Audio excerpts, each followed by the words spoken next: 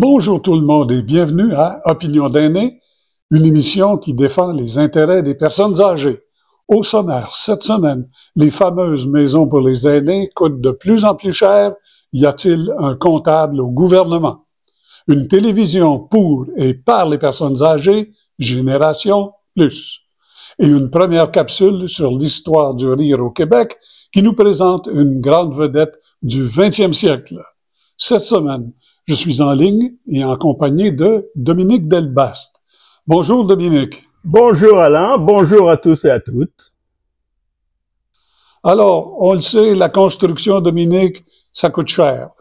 Quand on se bâtit une maison, on le sait, il faut sortir notre chéquier souvent, mais ça coûte encore plus cher quand c'est le gouvernement qui s'en mêle. Bizarre, les maisons des aînés, lancées dans les années 2020 par Marguerite Blais, et qui devaient au début nous coûter 800 000 $, peut-être 1 million, et bien maintenant, elles sont rendues à 1,8 million la porte, c'est-à-dire la chambre d'un aîné. 1,8 million. Ah, c'est toute une augmentation. Et même si une inflation aurait été de 8% par année, une porte devrait aujourd'hui coûter 1,2 million. Et c'est sûrement pas fini. Pourtant, la ministre sans portefeuille et sans argent s'insurge. Mais remettre en question le coût de ces installations, c'est un manque de respect pour les aînés, a dit M. Legault. Ça veut dire que ça peut encore augmenter. Comment se fait-il que notre gouvernement de comptables ne contrôle pas plus les coûts alors qu'il restreint les dépenses chez les aînés? Où passe l'argent? Pourtant, la Fondation Unité Aînés et la Fondation du groupe Maurice réalisent actuellement des résidences pour aînés pour 260 000 $ la porte. Nos ministres, si prompts à aller voyager en avion pour voir ce qui se passe en Suède, en Norvège ou tous les beaux pays européens, devraient regarder plus près d'elles. Et elle devrait regarder comment une unité aînée s'y prend pour réaliser des unités de logement à faible prix pour les retraités. Unité aînée louera ses résidences pour si peu que 650 $ par mois en fonction des revenus des locataires. L'an passé, nous avions parlé de la résidence Pax Habitat à Joliette. Cette OBNL, destinée à offrir un logement aux aînés les plus démunis, a construit 102 places pour aînés en collaboration avec les divers gouvernements et la municipalité. Cette OBNL, destinée à offrir un logement aux aînés les plus démunis, a construit 102 places de logement pour les aînés en collaboration avec divers gouvernements et la municipalité pour moins de 300 000 $ la porte. Et cette réalisation coûte aussi un CPE pour 70 enfants.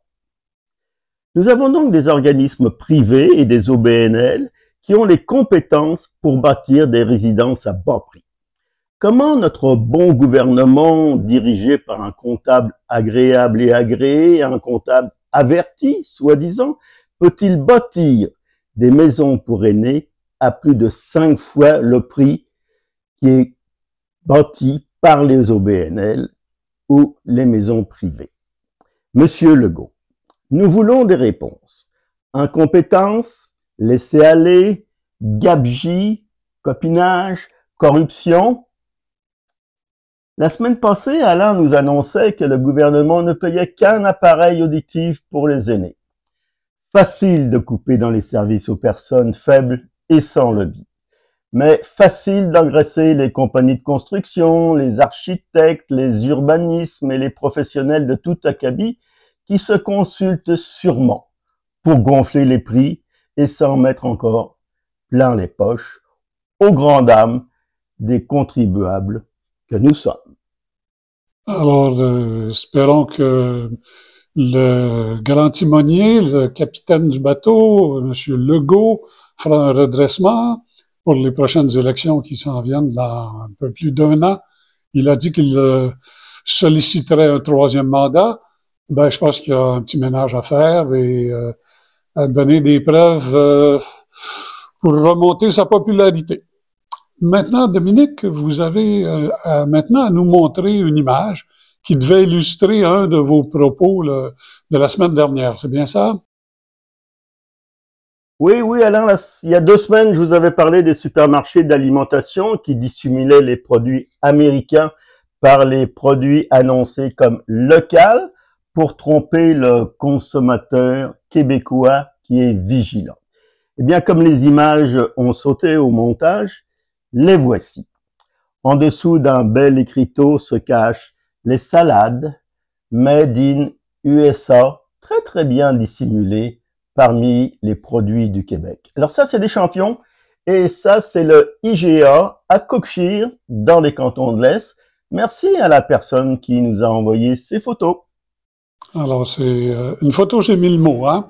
C'est tout un éditorial. Espérons que les gens de IGA vont réagir. Alors, au moment où nous enregistrons cette émission aujourd'hui, le premier ministre du Canada vient juste de dévoiler son nouveau cabinet. On y apprend qu'il n'y aura pas de ministre responsable des aînés, mais que cette responsabilité sera confiée à un secrétaire d'État, qui est une sorte d'adjoint à un ministre avec une fonction spécialisée dans un domaine particulier. Donc, la secrétaire d'État aux aînés du Canada est Stephanie McLean, qui est députée de la circonscription Esquimalt-Saanich-Sooke, située au sud de Vancouver. On sait d'elle que c'est une avocate de profession, qu'elle a été ministre responsable de la condition féminine en Alberta dans un gouvernement provincial néo-démocrate. C'est une transfuge aux libéraux. Alors, le site web du Parti libéral du Canada ne donne pas son âge, mais nous apprend qu'elle a un mari, un fils et 3 chiens. Madame McLean, on vous souhaite plein de courage dans vos nouvelles fonctions. On vous donne la chance à la coureuse et on vous regarde aller, on verra ce que vous ferez et on vous jugera là-dessus. Toujours la semaine dernière, nous soulignons l'absurdité d'une politique de la Régie de l'assurance maladie du Québec que Dominique a évoqué il y a un instant. Alors, cette politique refuse de rembourser un 2e appareil pour ceux qui en ont besoin et qui ne sont pas sur le marché du travail, un appareil auditif. Et aussi, il y a beaucoup de gens qui n'ont pas d'assurance privée. Eh bien, maintenant, c'est l'Ordre des audioprothésistes du Québec qui dénonce cette aberration qu'elle qualifie de véritable problème de santé publique. Oui, c'est un problème de santé publique. L'Ordre, pour une fois, écoutez, c'est pas nouveau, là. Quand il s'agit de prévention, on coupe. Et au Québec, ça nous coûte cher de soigner. Et plus on coupe dans la prévention, plus ça coûte cher encore de soigner. Fin de l'éditorial.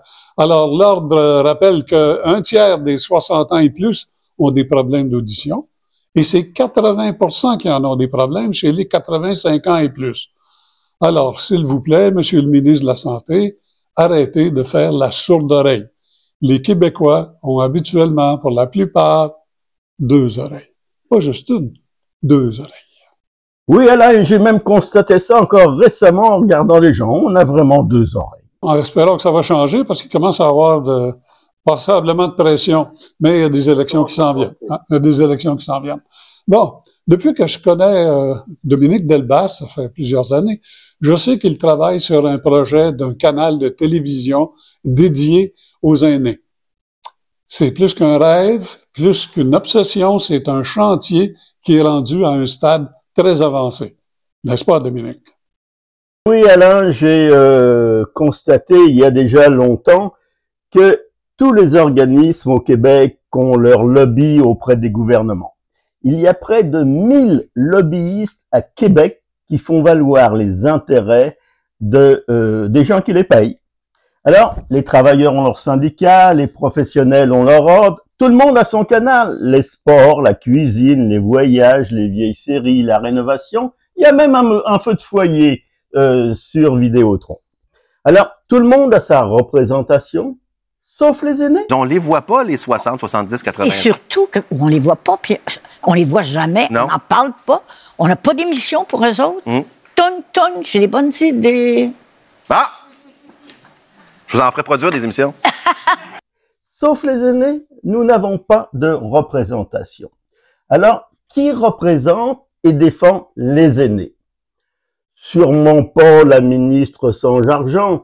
Peut-être que le nouveau sous-ministre qui n'a pas de nom, mais secrétaire d'État au fédéral va nous aider. Mais c'est absolument pas sûr, ce n'est jamais arrivé. Seules certaines associations parlent pour nous. Mais les aînés n'ont pas de médias pour les défendre et pour les faire entendre. C'est pour ça que nous avons créé le projet de Génération Plus, une station de télévision destinée à défendre, à informer et à divertir les aînés. Une station et des émissions qui parlent pour nous. En 2017, après 2 ans d'efforts, nous avons obtenu, malgré l'opposition de TVA et de Pelado, une licence du CRTC et nous devions diffuser sur le câble. À entendre les avocats de M. Pelado à l'époque, nous allions couler TVA et le canal Argent. Le canal Argent a fait faillite et TVA Sport coulera bientôt. Pas besoin de nous. Mais Vidéotron, en nous demandant un prix exorbitant pour la diffusion sur le câble, a mis fin temporairement au projet. La Covid nous a aussi retardé, mais notre expérience avec Téléfloride à Miami et l'évolution du web ont relancé le projet. Donc, maintenant, Génération Plus sera diffusée sur le web, accessible. Il nous manque quelques sous, enfin quelques centaines de milliers de dollars, prêt à commencer. Génération Plus sera financée par des abonnements et de la publicité. Le coût de l'abonnement sera de 5 $ par mois, par foyer, et donnera beaucoup d'avantages. Nous travaillons actuellement à pouvoir donner des reçus d'impôts à nos abonnés et à nos bienfaiteurs. Alors, que verrez-vous à Génération Plus? Des sujets qui vous ressemblent, sans complaisance, de l'esprit critique, à la défense de vos droits. Génération Plus, c'est pour moi, c'est pour vous. Des émissions d'information généralistes destinées spécifiquement aux aînés. Beaucoup d'émissions sur des points spécifiques pour vous informer. Et des talk shows, des émissions de variété avec de la nostalgie, des films pour les aînés. Il y en a beaucoup et beaucoup de drôles. Des concerts de toutes sortes, des tribunes qui s'adressent à nous. Une programmation 24 heures sur 24. Alors, allez voir notre présence sur le web à générationplus.tv, je vous l'inscris à l'écran, et vous aurez ici une bonne idée de ce que nous vous proposons. Les abonnements pour l'instant ne sont pas encore ouverts, mais nous lancerons bientôt une grande campagne d'information. Alors, Génération Plus, c'est pour les aînés. Bien, je souhaite de tout cœur que votre projet aboutisse. Ce qu'on appelle le Grey Power, le pouvoir des aînés, a besoin d'une télévision solide, forte. J'espère que la réponse du public sera à la hauteur de nos attentes. Oui, elle le sera parce que tout le monde dit qu'on a besoin de ça. Alors, tant mieux, et puis il faut pas lâcher. Alors, la semaine dernière, nous avons diffusé une entrevue avec un nutritionniste, M. Jean-Claude Moubarak, qui nous a expliqué que mal manger pouvait entraîner des risques pour la santé cardiaque. Mais ces derniers jours, il y a 2 études qui viennent étoffer ce dossier plutôt incriminant, là. Tout d'abord, à l'Université Laval, on a découvert que la mauvaise alimentation pouvait affecter la santé mentale. 500 personnes du Québec ont participé à cette recherche qui a impliqué 15 000 participants. C'est beaucoup. Découvertes, risques de dégradation de la santé mentale sont plus grands chez les femmes qui mangent mal. Quand on est en difficulté, souvent on compense. Une autre recherche, celle-là aux États-Unis, relie les aliments ultra-transformés avec la maladie de Parkinson. Cette fois-ci, ce sont les hommes, évidemment, qui sont le plus touchés par le Parkinson. On se rappelle que la malbouffe, c'est de la nourriture ultra-transformée et pleine d'ingrédients de conservation et de coloration. Ça comprend les boissons gazeuses, les croustilles, les chips et autres produits là, qui viennent dans des petits sacs trop sucrés, trop salés, les viandes transformées, notamment les hot dogs. Alors écoutez, si vous n'êtes pas convaincu de ce que je vous dis, la prochaine fois que vous irez à l'épicerie, arrêtez-vous à la section des saucisses à hot dog. Prenez un paquet et lisez la liste des ingrédients. Vous allez tout comprendre de quoi il s'agit. Comme on dit à la Société des alcools, la modération a bien meilleur goût. Alors soyons prudents avec ce qu'on mange. On vous l'a déjà dit, ça fait longtemps que le Québec s'est rigolé. À Opinion d'aînés, nous avons la chance d'avoir la précieuse contribution d'un historien de l'humour, M. Robert Aird, qui nous a préparé cette capsule sur une vedette dont certains d'entre nous vont se rappeler, Madame Rose Ouellette, connue sous le nom de La Poune. Nous allons parler de Rose Ouellette, dite La Poune, son nom de scène. Qui est Rose Ouellette? Eh bien, c'est le premier personnage féminin comique dans l'histoire du Québec. Elle est née en 1903 dans une famille très pauvre dans le centre-sud de Montréal, où le taux de mortalité infantile était situé à quelque chose comme 26,8%. Alors, c'est pas des quartiers faciles. Sa particularité, en fait, c'est qu'elle va commencer par des concours d'amateurs, et puis elle va se faire connaître, parce qu'elle va tout rafler, et elle va finir par intégrer une troupe de théâtre burlesque. Qu'est-ce que le burlesque? Eh bien, le burlesque nous vient, les premières troupes sont américaines, mais pendant la Première Guerre mondiale, elles cessent de venir au Canada, et c'est Olivier Guimond, père, et Arthur Petry, deux comédiens qui roulaient de leur boss déjà depuis un moment, qui jouaient dans les scènes à Détroit, à Chicago, à New York et tout ça. Ils vont monter donc la première troupe canadienne au pays. Et Rose Ouellette va finir par intégrer ce type de théâtre-là. En fait, c'est Olivier Guimond père, dit Tizoun, qui va reconnaître le talent de Rose Ouellette. Au départ, elle s'appelle la Casserole comme nom de scène, mais Casserole, Tizoun, ça sonne pas très bien. Et c'est pourquoi Olivier Guimond père va lui trouver le surnom de La Poune, qui va lui rester collé jusqu'à la fin de ses jours. Alors, c'est quoi son personnage particulier à Rose Ouellette? Eh bien, c'est qu'elle a des attributs masculins. Hein? Elle a le sens de la débrouillardise, un humour très physique, une logique tordue, un aspect moqueur. Elle est sans instruction, mais elle est petite, mais elle est très énergique.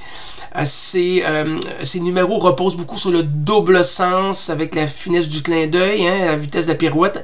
Ses dialogues sont semés de punch qui font dévier les sujets de conversation entamés par le straight. Donc, elle comprend tout le travail, en fait, en jouant sur les mots, puis en lui donnant un double sens grivois. Alors, c'est ce qui ferait beaucoup les gens à l'époque. Il y a beaucoup de grivoiserie, mais c'est toujours sur un ton quand même, disons, on est loin de Macquarie, évidemment. Nous sommes dans les années 20, dans les années 30, 40 et 50. Alors, pour vous donner un exemple d'un gag les gens trouvaient ça très drôle, qui est raconté dans la biographie de Juliette Petry, qui était la straight de Rose Ouellette. Je vais y revenir sur le straight, mais c'était un photographe. Vous savez, à l'époque, les appareils photo étaient en dessous d'un grand voile noir, et là, pour l'occasion, Rose Ouellette porte une grande robe noire. Et là, le photographe sort de scène pour aller chercher des trucs, et puis Rose Ouellette est curieuse, La Poune est curieuse, elle se glisse sous l'appareil, donc sous le voile noir. Quand le photographe revient, il se glisse, lui, sous la robe de La Poune. Alors, grand rire général. Alors, comment se déroule un théâtre, un spectacle burlesque? En fait, c'est un spectacle des variétés. Et La Poune, elle va devenir directrice de deux théâtres. D'abord, le Quartier, en Ville-la-Salle, de 1928 à 1936. Puis ensuite, elle va prendre les rênes du Théâtre National de 1936 à 1953. Donc, le déroulement du spectacle, ça dure 4 heures au total. Il y a 2 films français, des actualités, des dessins animés, un lever de rideau musical, des sketchs comiques entre le straight et le comique ou la comique. Le straight, hein, c'est le faire-valoir. C'est celui qui nourrit le comique. Pour vous donner un exemple, Dominique et Martin, un exemple contemporain, c'est un peu le même modèle. Vous avez des monologues, vous avez un mélodrame qui dure environ 15 minutes, vous avez des attractions en tout genre, des spécialités qu'on appelait.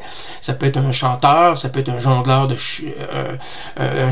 ça peut être un prestidigitateur, bref, un peu n'importe quoi. Et puis vous avez la grande comédie de fermeture qui dure environ 40 minutes, et c'est ça qui est surtout attendu par le public. C'est une comédie qui se joue ad lib, c'est-à-dire improvisé à partir d'un canevas sommaire. Ça se tient en 1-2 paragraphes. Le directeur ou la directrice va distribuer les rôles. T'es le père, t'es la mère, t'es la belle-mère, t'es le domestique, etc. Et c'est adapté de canevas américains. Donc, on va les adapter en français, on va les traduire en français avec des référents culturels d'ici, évidemment, des référents locaux. Alors, c'est un théâtre qui va être très populaire. On parle, dans les années 30, d'une douzaine de salles, donc de 8000 spectateurs. Le Théâtre national de la Poune, c'est 7 jours sur 7, avec 2 représentations par jour, environ 360 jours par année. C'est pas rien. On évalue à 3 millions de spectateurs qui ont vu donc la Poune sur scène. Et elle va quitter le théâtre burlesque. En fait, elle va quitter le national pour aller jouer au cabaret. Les cabarets qui commencent à fleurir dans l'après-guerre.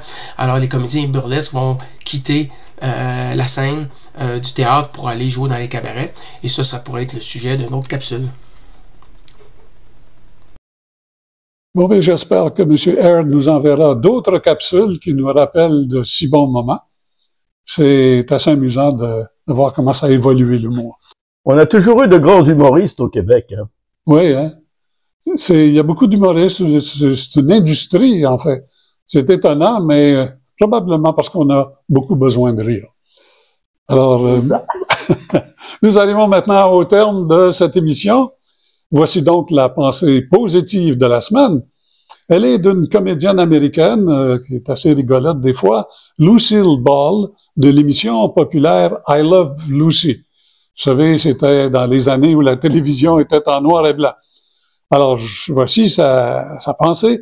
Je préférerais regretter les choses que j'ai faites plutôt que celles que je n'ai pas faites. Ça y penser.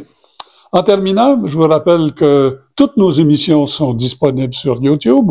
Vous n'avez qu'à y rechercher Opinion d'aînés. Vous pouvez même vous abonner sur YouTube et c'est gratuit. Alors, merci Dominique de vos propos toujours présentés avec conviction. Merci à vous, cher public. À la semaine prochaine. Et d'ici là, ben oui, profitez de la vie.